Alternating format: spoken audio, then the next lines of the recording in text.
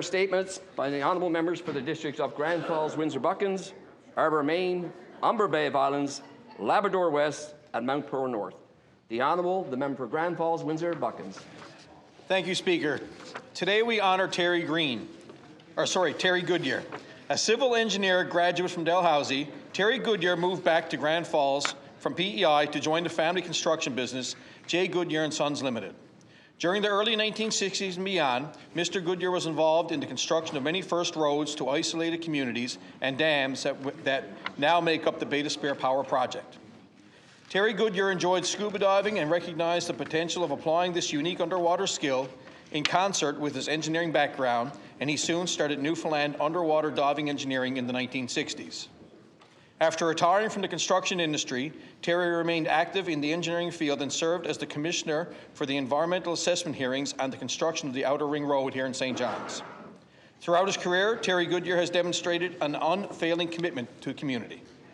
He was the first president of the Exploits River Management Association, past municipal councillor, and served as deputy mayor of Grand Falls, Windsor, former director of Newfoundland and Labrador Hydro, as well as past director of the College of North Atlantic and past district governor of Rotary District 7820. This past December, we said farewell to Terry Goodyear. Thank you for a lifetime of dedicated service, sir. Thank you. The Honourable, the member for Harbour Main. Thank you, Speaker. Last week, I enjoyed a two-day visit at Roncalli Central High School in Avondale in the district of Harbour, Maine. Opened in 1967, Roncalli currently has a student population of approximately 300 students in grades 7 through 12. The students are drawn from 5 rural towns throughout Harbour, Maine district: Holyrood, Harbour, Maine, Chapels Cove, Lakeview, Avondale, Conception Harbour, and Colliers. Along with a full suite of academic courses, the school is active in areas of public speaking, literary competitions, art shows, junior and senior drama festivals, choir, French speak-off, mathematics competitions, and they have an award-winning sports program.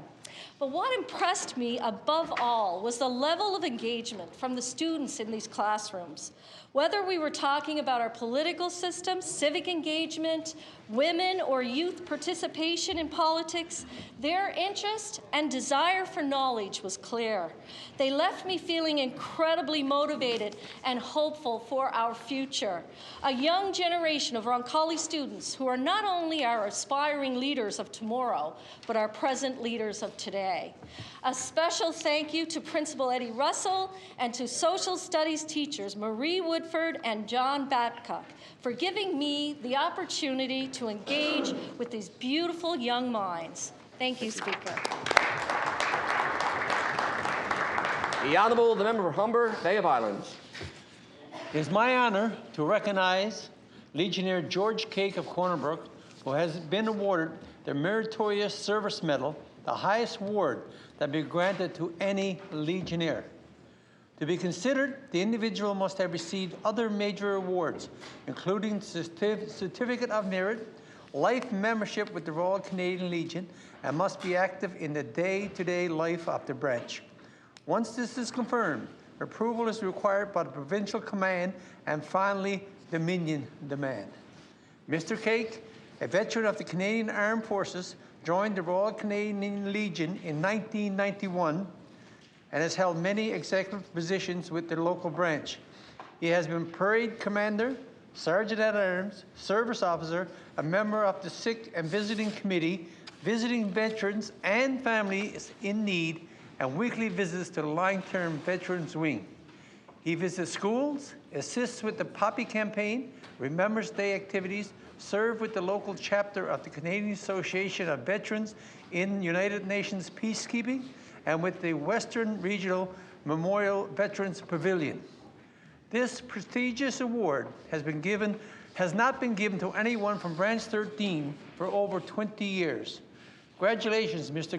Cake, on receiving this prestigious award, and thanking you for your service. The Honourable, the member for Labrador West. Thank you, Speaker. I rise today to congratulate the racers of Canes Quest Snowmobile Race 2023. It takes months of planning and organizing for these races and their families to take on the challenge of Canes Quest. This year brought its own challenges. as the weather quickly changed during the race and decisions were made to cancel the remaining of the race. I commend each and every team for their dedication and drive to complete Cane's Quest. This year has certainly brought its challenges. Even though there wasn't a finish line, I'd like to send my congratulations to each and every person who participated. Even with the year's challenges, Labradorians still showcased our unique culture to the world by welcoming teams at each layover and checkpoint. I'd like to give a big thank you to the racers' support crews, Cane's Quest volunteers, and all the search and rescue personnel who were called out to action to ensure each team arrived safely back home. Cane's Quest is one of the most enduring snowmobile races out there, and I'd like to ask all honourable members to join me in congratulating each team for taking on the challenge of Cane's Quest. Thank you. The Honourable, the member of Mount Pearl North. Speaker, I rise today to thank the Mount Pearl Seniors Independence Group who is celebrating 25 years anniversary. This group started by the City of Mount Pearl Council, whose goal was to provide services and programs for seniors at risk. After great success in 1998, a partnership was formed with Mount Pearl 50 Plus Group to extend the program to all seniors. Since that time, the group has grown from 50 to over 500. They're the largest seniors group in Newfoundland and Labrador and in Canada, in Atlantic Canada. And in Atlantic Canada, they offer a variety of year-round programs, including darts, guitar lessons, friendship groups, crafts, cards, fitness, bingo, tours, afternoon tea, and much more. On April the 21st, 2023 marks the 25th anniversary of the Mount Pearl Seniors Independence. Keeping our seniors physical and social active in our community is the cornerstone to maintaining physical and mental health. Speaker, I ask all members to join me in congratulating the board, staff, and members of the Mount Pearl Seniors Independence.